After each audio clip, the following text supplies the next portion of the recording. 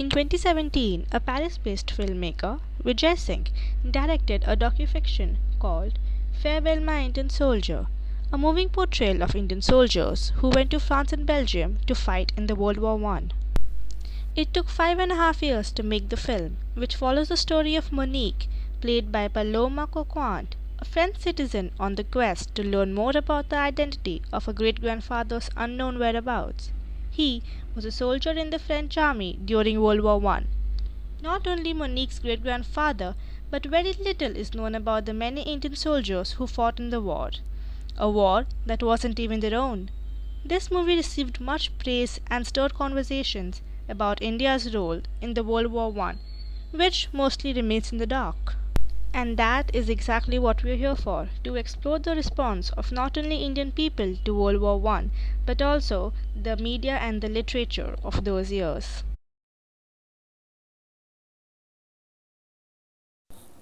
World War I, also known as the Great War, began in 1914 and lasted until 1918.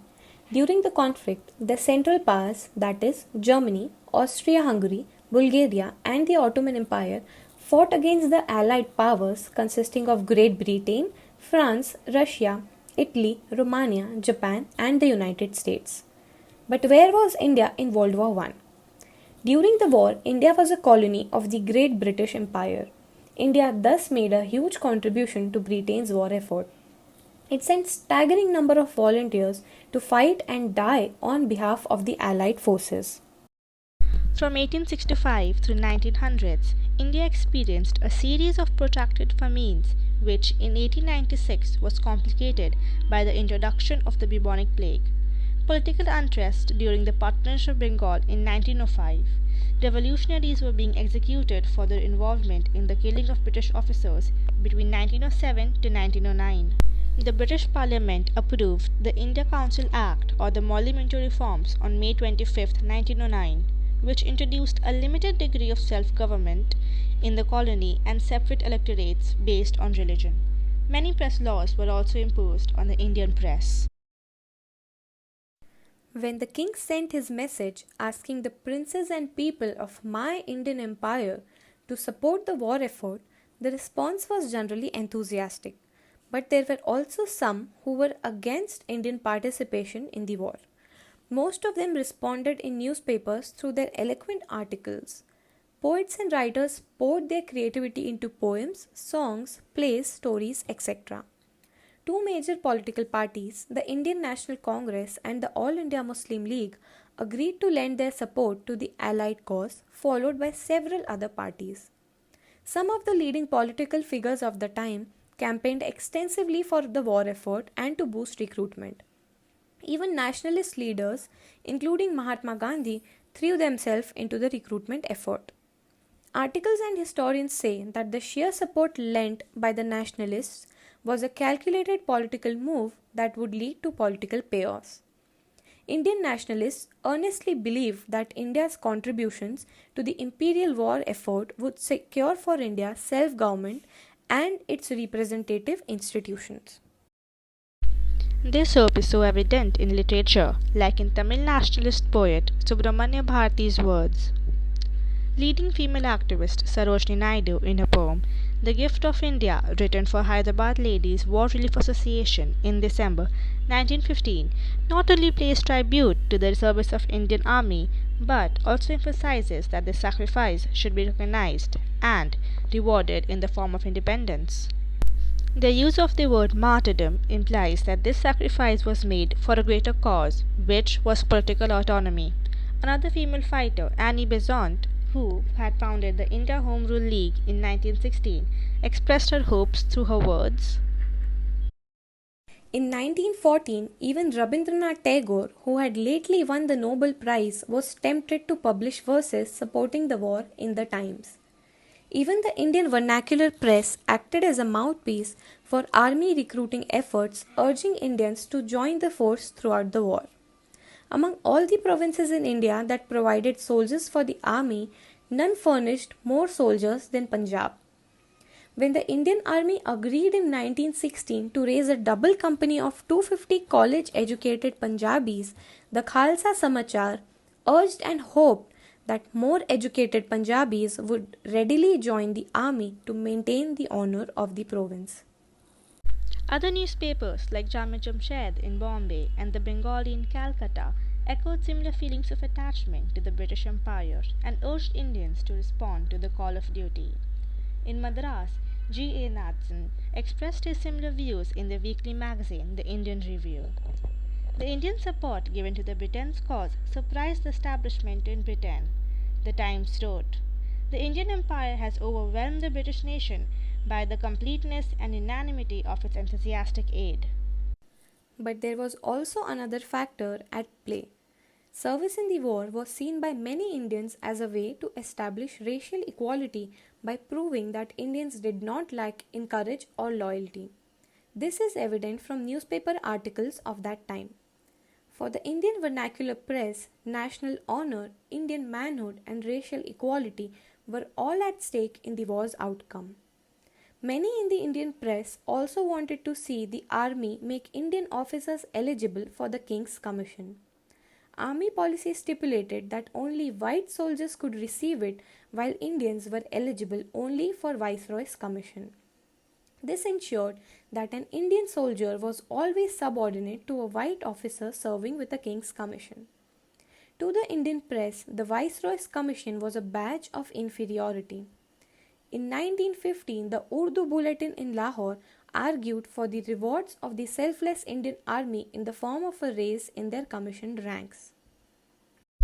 The most powerful form of literary dissent against the imperial war effort was to be found in 1914 in the pages of Gadar the Gunj, the poetry and literature of the Gadar movement. "O men in arms, why are you supporting my oppressors?" queries Mother India in a poem called The Cry of Motherland to Her Soldiers. Some of the most eloquent protests come from the village women whose fathers, husbands, or sons had actually left for war, poor, non-literate, and disenfranchised. The voices of these women are wholly absent in the conventional archives or narratives. Words can barely express the grief and anger felt by village families at lives lost for the British. Some of their utter despair has been handed down in painful Punjabi folk songs. The Punjabi poet Amarjit Chandan, who has translated many of these songs, calls them the voiceovers of historical events. These are subaltern songs of protest. In a context where almost nothing is known about women's responses, these songs pierce the silence. To understand the state of the mind of the soldiers who, in the last phases of war, were completely exhausted, one must turn to the letters they sent back home. Publication of David Omis's fine volume of letters, Indian Voices of the Great War, and his social military account, The Sepoy and the Raj, has a lot of these letters preserved. A poignant photograph from the Imperial War Museum shows a non-literate sepoy dictating a letter to a scribe. This is how letters were often composed. The original letters are now lost, but hundreds of extracts from them, translated by colonial censors, survive. Many essays, poems, and short stories, both in English and vernacular languages, are preserved today in two war journals, the short-lived Calcutta-based Indian Ink and the compendious war volume All About the War in India, published from Madras. Chandradhar Sharma Guleri's short story Usne Kaha Tha is often regarded as the first Hindi short story, and it presents one of the earliest Indian responses to the Great War through fiction. During the First World War, India was steeped in poverty. For a poor, illiterate Indian, the thought of donning a uniform, a rifle, boots, and government salary meant a big deal, as it also heightened their social standing. Much advantage of the situation was taken by the colonizers, who used visually appealing posters to lure Indians into the war. A typical poster showing paper money transforming into machine gun bullets fired by a Sikh. Some recruitment posters like this one were produced with a blank strip at the bottom so that each region could add a text in their own language. This made the poster very flexible, as it could be adapted to meet the needs of the area it was going to. If you walk the streets of a big Indian city between 1914 and 1918, reminders of the global war were ever present. Cinemas from Mumbai to Calcutta showed British documentary and propaganda war films. In a speech at the Indian Empire Club, the former Viceroy Lord Curzon described the arrival of the Indians as a dramatic movement in the history of the Indian Empire and as a landmark in their connection with India. A number of Punjabi folk literature, particularly verses and songs, were mobilized by the colonial officials and local chieftains for recruitment purposes.